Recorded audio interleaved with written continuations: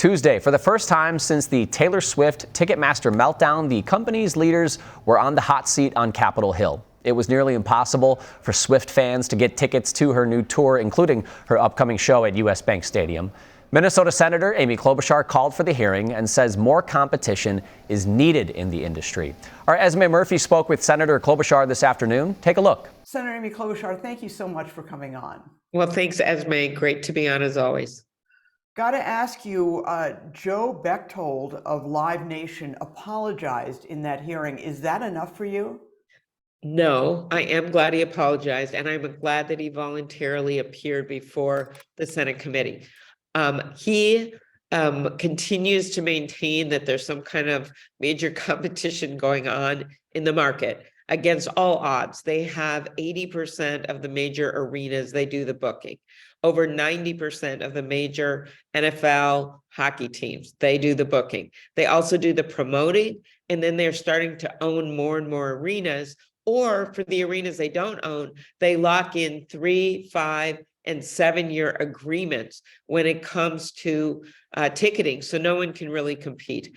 It was a hearing where you didn't, if you closed your eyes, except for maybe Ted Cruz's voice, you did not know if it was a Democrat or Republican talking or asking the questions. It was so bipartisan and so constructive in terms of searching for solutions. Now, the government allowed the Ticketmaster Live Nation merger to go through in 2010.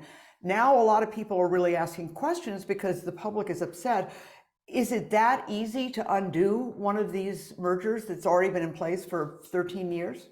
It's never easy, and that will be up to the Justice Department, but it is clearly one remedy if you want competition, because this crossover of, say, arenas are afraid not to use Ticketmaster Live Nation because they are afraid they'll lose the axe. That is not a healthy market for capitalism.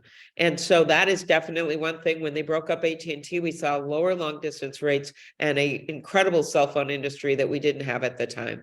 That's one thing. Another thing is finding them remedies, implementing the consent decree they operate under already. So there are many solutions here, and we have some solutions out of Congress with more transparency when it comes to the tickets. We actually had a witness, Mr. Michelson, who owns the Palace in St. Paul, and he was really effective in talking about the lack of competition. We had a band member named Clyde Lawrence of the band Lawrence, and it was really important to me. He might not have been that famous, but he was a good witness. And some of my favorite parts were about 2 or 3 times he would turn to someone at this major hearing, all the lights on, everyone, and it looked like he's talking to a lawyer. He was talking to the tenor sax player in his band who accompanied him to the hearing. And he made such a good practical case of the fact that they only, this 8-member band only makes $6 per ticket. And that sometimes the average is 27% of the money of a ticket is fees for Ticketmaster. And sometimes it goes up to 80%. Yeah, and that's something that I was not aware of until I started doing some research on it. And the public has no idea what part of their bill is fees, what's going to the artists. Is that what you say when you talk about transparency? So people Yes. would know where the money was going. Exactly. And sometimes we see that now with airline tickets. Imagine the competitive pressure if you actually knew how much the artist was going to them, how much was going to the ticketing company. It would just make it easier to create more competition. So that was one of the main asks when it comes to ticketing. The other, is it really right for them to get into these 3, 5, 7-year contracts and exclude competitors from getting in when they already have this monopoly position? That's something else that we could look at. And I know you are an expert on monopolies. You've literally written a book on this subject. What is your feel for what the Justice Department is going to do? Because they've been looking into this for a number of years. And they have, customers are getting frustrated. Yes, I'm frustrated. I mean, I had voiced concerns about that merger to begin with. And this is a very reinvigorated Justice Department. You saw just today, they brought a major case against Google that we've been waiting to have brought for a long, long time. We just got them more funding, not on the backs of taxpayers, but to be paid for by merger fees when big companies merge. That is going to be a lot of funding for them to be able to take on the biggest companies the world has ever known on behalf of consumers. consumers to bring down rates and break up some of these monopolies. So I actually think that there's been a new era of antitrust, and you're starting to see it now. And I'm happy to have been ahead of my time. Let me ask you one final question. There are some people who feel that part of the solution might be to only have non-transferable tickets. In other words, you couldn't resell them or, in any form. Do you agree with that, or do you think that's a possible solution, or is that not a good idea?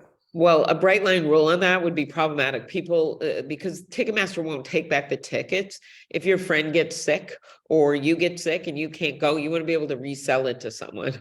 One of the things that some states have, Texas, Illinois, and Utah, actually, they say you can resell them. The issue becomes scalping, charging too high rates, the bots, people who are speculating and don't even have the tickets. Those are areas that are ripe for new legislation. And that's what happened with the Taylor Swift tickets, is these bots bought up all the tickets. And then Right. It was part of what happened. The other thing was a cyber attack that they didn't handle well.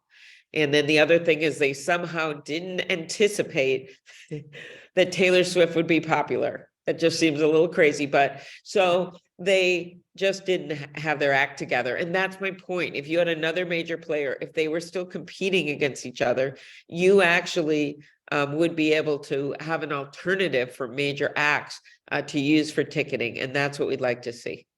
Well, Senator, thank you so much. I really appreciate your time on this. Okay. Thanks, Esme. Keep watching CBS News Minnesota for continuing coverage.